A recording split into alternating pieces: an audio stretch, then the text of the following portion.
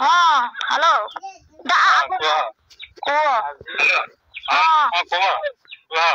କୁହ एते दिन हेलानी कौन नाई तो छाड़िनु ଆସିବ ଟିକେ ରୁହନ୍ତୁ ଆପଣଙ୍କୁ ବୁଝେଇଦେବି टिके टिके रुहंतु आपनकर सब तर सब सब ଶୁଣନ୍ତୁ ଶୁଣିବି ନାଇଁ ସବୁଦିନ ନୁହଁ ଆପଣ ମୁଁ କହିଥିଲି ଆପଣ ସ୍ୱାମୀଙ୍କୁ ରଜ ପୂର୍ବରୁ ପଇସା ଆପଣଙ୍କର ପାଇଯିବେ ରଜ କେବେ 14 ତାରିଖ ରଜ ତା ପୂର୍ବରୁ ଆପଣଙ୍କର ପଇସା ଆସିଯିବ ମୁଁ କହିଥିଲି ବି ତାଙ୍କୁ ଆଗରୁ ମୁଁ କହିଲି କିଛି ଟେନସନ ନିଅନ୍ତୁନି ଆପଣ ବଳଦ କିଣିବାକୁ କହୁଥିଲେ ଯୋଉ ମୁଁ କହିଲି କିଛି ଟେନସନ ନିଅନ୍ତୁନି ରଜ ପୂର୍ବରୁ ପଇସା ଆସିବ ମୁଁ ଫୋନ କରି ଆପଣ ଯାଇକି ଉଠେଇବେ ଆପଣ ମୁଁ ବହୁତ ଚେଷ୍ଟା କରିଛି ପୁରା ସମ୍ପୂର୍ଣ୍ଣ ଆପଣ ପାଇବେ ବହୁତ ଜଲ୍ଦି ପାଇବେ ମୁଁ ଫୋନ କରିକି ଭାଇଙ୍କୁ କହିଥିଲି ମୁଁ ତାଙ୍କୁ ଟିକେ କହିବ ଟେନସନ ନାହିଁ ବହୁତ ଜଲ୍ଦି ଆସିବ ଏଇ ସପ୍ତାହରେ କିମ୍ବା ଆର ସପ୍ତାହ ଭିତରେ ପଇସା ଆସିବ ବୁଝିଲେ ବର୍ଷ ହେଲାନି କହିବାକୁ ଗଲେ ଶୁଣନ୍ତୁ ବର୍ଷ ନୁହଁ ଆପଣଙ୍କ ସାଙ୍ଗରେ ମୁଁ କଥା ହେଇଛି କେତେ ଦିନ ହେଇଛି 20 ଦିନ ଭଳିଆ ହେଇଛି ହ୍ୟାଲୋ ପୂର୍ବରୁ ଆପଣ ଯଦି ଆରମ୍ଭରୁ ଆସିଥାନ୍ତେ ଏତେବେଳକୁ ହେଇସାରନ୍ତାଣି ସମାଧାନ ତୁମେ ତ ଜାଣି ଶୁଣିକି ତୁମ ତ ଖାତା ବି ଦେଲନି ନାଇଁ ମୁଁ ଆପଣଙ୍କୁ କହିନଥିଲି ଖାତା ଆସିକି ନେବେ ପୋଷ୍ଟ ଅଫିସ ରୁ ଆପଣଙ୍କୁ କହିଛି ନା ନିଜେ କହିଲେ ମୁଁ କୋଉଠି ଶୁଣନ୍ତୁ ଖାତାଟା ଦବ କହିଲେ ଯେ କହିଲ ନା ଖାତାରେ ଭୁଲ ଅଛି ଏଟା ଅଛି ସେଟା ଅଛି କହିଲ ତମକୁ କୋଉଠି ମୁଁ କହିଛି ଭୁଲ ଅଛି ବୋଲି ମୁଁ ତମକୁ କହିଛି ଆସିକି ଖାତା ନବ ବୋଲି କହିଲ ନାଇଁ ଖାତାର କାମ ଅଛି କହିଲ ତମେ ଯୋଉଦିନ ଆସିଥିଲ 8,000 ଟଙ୍କା ଡିପୋଜିଟ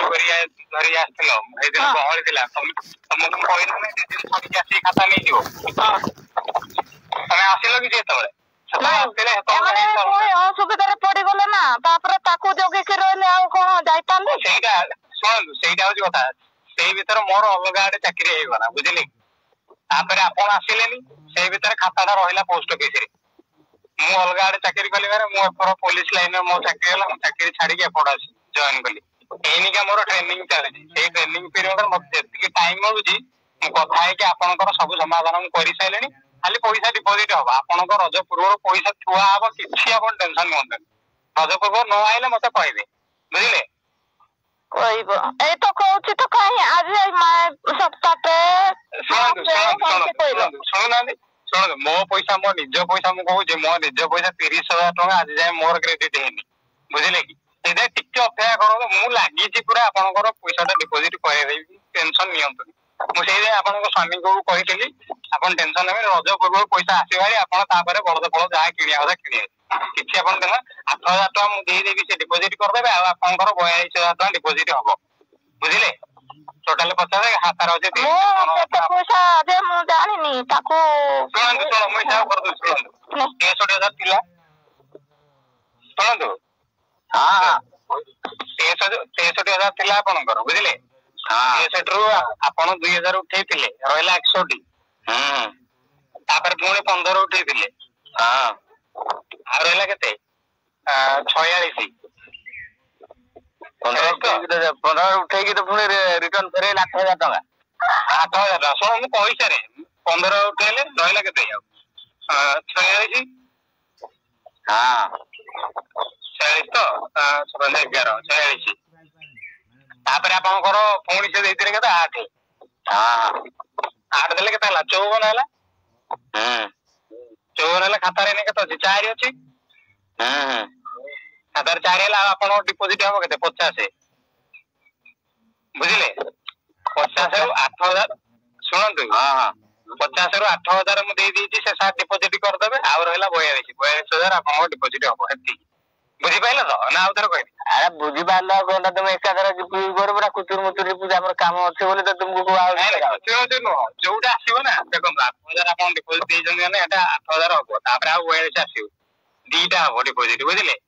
ଏମିତି ସିଏ କଣ ଦେଇଦେବି 50 42 ପଠେଇବେ ନା ଆମେ ଏପଟୁ 8 ଡିପୋଜିଟ କରିବୁ ବୁଝିଲେ ତାକୁ ତାହେଲେ ଦେଇଦେଇଛ 8 ମୁଁ ତାକୁ 8 ଦେଇଦେବି ସେ ଡିପୋଜିଟ କରିଦବ ହେଲା ଆଉ 42,000 ଆସିବ ଆପଣ ଟେନସନ ରଜ ପୂର୍ବରୁ ଆପଣଙ୍କ ପଇସା ଆସିଯିବ ଶୁଣନ୍ତୁ ମୋର 30,000 ନିଜର ମୁଁ କହୁଛି ମୁଁ ଡ୍ୟୁଟି କରିଛି ଆମର ଗୋଟେ ଆଲାଉନ୍ସ ଆସେ 30,000 ଟଙ୍କା ମୋ ନିଜର ଆଜି ଯାଏଁ କ୍ରେଡିଟ ହେଇନି 1.5 ମାସ ହେଲାଣି 2,500 ତୁମର ତ ଚାକିରି ଲୋକ ତୁମର ଚାକିରି କଥା ପଡିନି ସେ ସମାନେ ଯିଏ କ୍ରେଡିଟ କରିବ ସେ ସମାନେ ମୁଁ କିନ୍ତୁ ଲାଗିଛି ମୁଁ ଦେଖନ୍ତୁ ମୁଁ ଯେତେବେଳେ ଚାକିରି କରୁଥିଲି ଆପଣଙ୍କ ସ୍ତ୍ରୀକୁ କହିଥିଲି 2 ଦିନ ଛାଡିକି ଆସିବେ ଖାତା ନେଇଯିବେ। ସେଇ ଟାଇମ ରେ କଣ ଭୁଲ ହେଇଥିବ ସେଇ ଟାଇମ ରେ ମୁଁ ଥିଲି ସେଇ ଟାଇମ ରେ ମୁଁ ସାଙ୍ଗେ ସାଙ୍ଗେ କରିଦେଇଥାନ୍ତି। ଏଇନିକା କଣ ହଉଛି ହେଇଛି କହିଲେ ମୁଁ ଏଇନିକା ଚାକିରି ଛାଡିକି ପୋଲିସ ଲାଇନରେ ମୁଁ ଏଇନିକା ଭର୍ତ୍ତି ହେଇଛି ମାନେ ଏପଟ ନୂଆ ଚାକିରି ପାଇଛି ବୁଝିଲେ। ସେପଟ ଛାଡିକି ଏପଟକୁ ଆସିଲି ଏପଟେ ଏଇନିକା ଟ୍ରେନିଂ ଚାଲିଛି ମୁଁ ଟ୍ରେନିଂ ରେ ଅଛି ବୁଝିଲେ କି। ଟ୍ରେନିଂ ରେ ଯେହେତୁ ଅଛି ମତେ ଟାଇମ ମିଳୁନି ଟୋଟାଲ ଘଣ୍ଟାଟେ 2 ଘଣ୍ଟା ମିଳୁଛି ମତେ ଟାଇମ 12ଟାରୁ 2ଟା ବୁଝିଲେ। ସେଇ 2 ଘଣ୍ଟା ଭିତରେ ମୁଁ ଆପଣଙ୍କର ସବୁ ଜିନିଷ ବୁଝୁଛି ସେଇଥିପାଇଁ ଟିକେ ଆପଣଙ୍କର ଲେଟ୍ ହଉଛି ସେଇଥିପାଇଁ ଆପଣ ଟିକେ ପ୍ରୋସେସିଂ ହଉଛି ନହେଲେ ଆପଣଙ୍କର କେବେଠୁ ଆସିଥାନ୍ତା ମୁଁ ଯଦି ଫ୍ରି ଥାନ୍ତି ମୁଁ ଯଦି ଏଇନା 15ରେ ଥାନ୍ତି ମୁଁ କରିସାରନ୍ତାଣି କେତେବେଳୁ ଆପଣଙ୍କର ଆମେ ହଇରାଣ ହଉଥିଲା ପଇସା ଭାଇ ପଇସା ତମ ଦେହ କାମ କରିପାରୁନି 20 ଦିନ ଭଳିଆ ଜଗିଲେ ଆଉ ରଜ ପୂର୍ବରୁ ଆପଣଙ୍କର ପଇସା କ୍ରେଡିଟ ହେଇଯିବ ଆପଣଙ୍କ ଖାତାରେ ଟୋଟାଲ 50 4 ଅଛି 54 ହେଇଯିବ ବୁଝିଲେ। ଫୋନ କରିବି ରଜ ପୂର୍ବରୁ ଫୋନ କରିଦେବି ମୁଁ ଆପଣଙ୍କୁ ଫୋନ କରି ଆପଣ ଯାଇ ଚେକ୍ କରିବେ ଖାତା କିଛି ଆଉ ଟେନସନ ନିଅନ୍ତୁନି। ତା ପୂର୍ବରୁ ମୁଁ ଫୋନ କରି ଆପଣଙ୍କୁ ଜଣେଇବି ମୁଁ କହିଛି ମାନେ କରିବି ଆପଣଙ୍କର ଲାଗିଛି ମୁଁ ମାନେ କରିବାଟା ସାରା ବୁଝିଲେ। କେବଳ ଏଇଥିପାଇଁ ଲେଟ୍ ହଉଛି ମୁଁ ଟ୍ରେନିଂ ରେ ଅଛି ମତେ ଟାଇମ ମିଳୁଛି ବୁଝିଲେ କି ମୁଁ ଏଇନିକା ଟ୍ରେନିଂ ରେ ଅଛି ମତେ ମୋର ଏଇନା ବର୍ଷଟେ ଟ୍ରେନିଂ ପୋଲିସ ଲାଇନରେ ଏଇନା ବର୍ଷେ ଟ୍ରେନିଂ ଆମେ ଟ୍ରେନିଂ କରିବୁ ନା ଏପଟ ବୁଝିବୁ ନା ଏପଟ ବୁଝିବୁ ସବୁଆଡୁ ବୁଝିଲା ବେଳକୁ ମୁଁ ଟିକେ ହଇରାଣ ହେଇଯାଉଛି ବୁଝିଲେ କି। ନାଇଁ ଶୁଣନ୍ତୁ ସେଇ ଟାଇମ ରେ ମୁଁ ଆପଣଙ୍କୁ ସେଇ କହିଥିଲି 2 ଦିନ ପରେ ଆସିବେ ଖାତା ନେବେ ତାପରେ ଆପଣଙ୍କର କଣ କାହାର ଦେହ ଖରାପ ହେଲା ସେଇନା କହିଲେ ରହିଗଲେ ଆଉ ଆସିପାରିଲେନି ତାପରେ ସେ 6-7 ମାସ ପରେ ଆସିଲେ ସେଇଥିପାଇଁ ଅସୁବିଧାଟା ହେଲା ସେଇନା ସାଙ୍ଗେ ସାଙ୍ଗେ ଆସିଥାନ୍ତେ ହାରି ମୁଁ ସାଙ୍ଗେ ସାଙ୍ଗେ ଖାତା ଅପଡେଟ କରିକି ଦେଖିଥାନ୍ତି କଣ ପ୍ରୋବ୍ଲେମ ହେଇଛି ସେଇଠି ମୁଁ ସାଙ୍ଗେ ସାଙ୍ଗେ ଆପଣଙ୍କର ସଲ୍ଭ କରିଦେଇଥାନ୍ତି ସେଇଠି ସାଙ୍ଗେ ସାଙ୍ଗେ ମୁଁ ଥିଲି ନା